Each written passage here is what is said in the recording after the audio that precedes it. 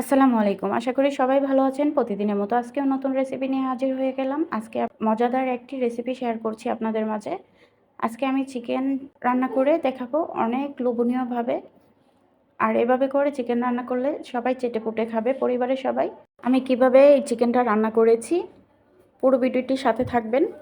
চলুন তাহলে দেখে নেন কিভাবে আমি চিকেনটা রান্না করেছি। প্রথমে আমি এখানে চিকেনটা কেটে টুকরো টুকরো করে নিয়েছি।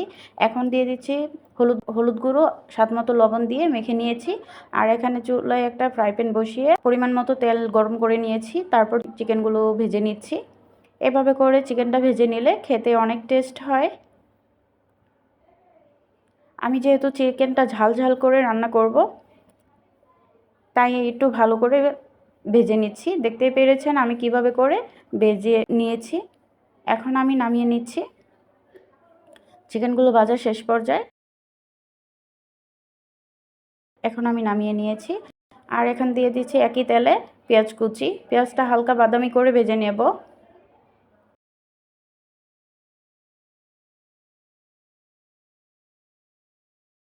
ভালো করে নেড়ে চেড়ে পেঁয়াজটা ভালো করে ভেজে নিচ্ছি।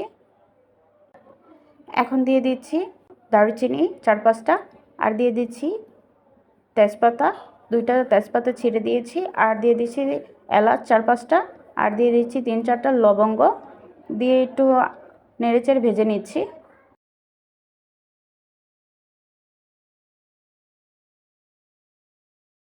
এখন দিয়ে দিচ্ছি আদা আর রসুন বাটা একসাথে আমি পেস্ট করে নিয়েছি, 2 চা চামচের মতো দিয়ে দিয়েছি। আর এখন দিয়ে দিচ্ছি জিরে বাটা 1 চা চামচ।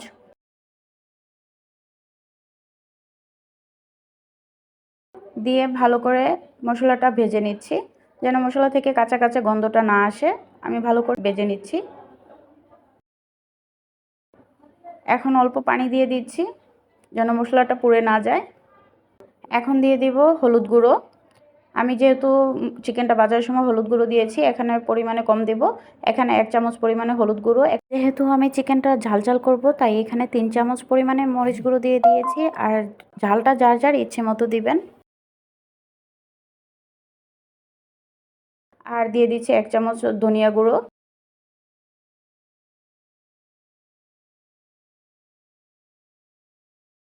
আর যেহেতু চিকেনটা ভাজার সময় লবণও দিয়েছি, এখন পরিমাণে লবণ কম দেব। স্বাদ মতো লবণ দিয়ে দেব। দিয়ে ভালো করে মশলাটা কষিয়ে নেব। যারা নতুন রাঁধুনি আছেন তারাও এই রেসিপিটা ফলো করলে সহজেই পেরে যাবেন মজাদার চিকেন রান্না। আর একটু পানি অ্যাড করে দিচ্ছি মশলাটা ভালো করে কষিয়ে নেওয়ার জন্য। মশলা ভালো করে কষিয়ে নিলে রান্নাটা অনেক টেস্ট হয়। যারা নতুন রাঁধুনি আছেন তারা একবার হলেও এই রেসিপিটা ফলো করবেন, দেখবেন কত টেস্ট হয়। বাসায় সবাই অনেক প্রশংসা করবে আপনার এই রান্না খেয়ে। এখন আমি ভাজা চিকেনগুলো দিয়ে দিচ্ছি, দিয়ে ভালো করে কষিয়ে নিচ্ছি।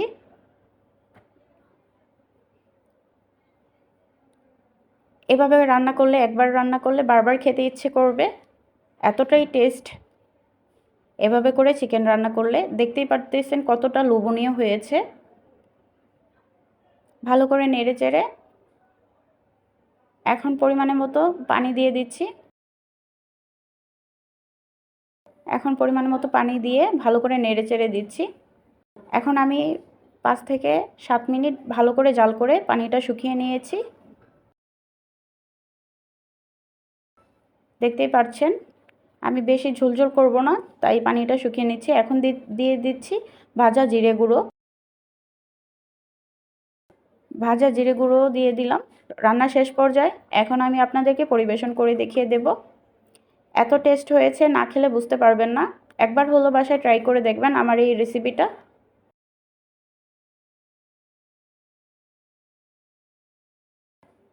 হয়ে গেল আমার রান্না করা। আমার ভিডিও আপনাদের কাছে কেমন লেগেছে কমেন্টে জানিয়ে যাবেন।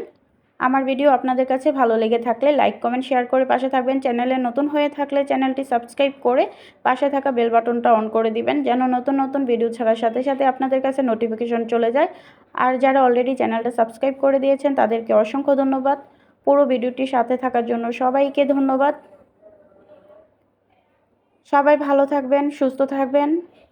Thank you for watching. আল্লাহ হাফেজ।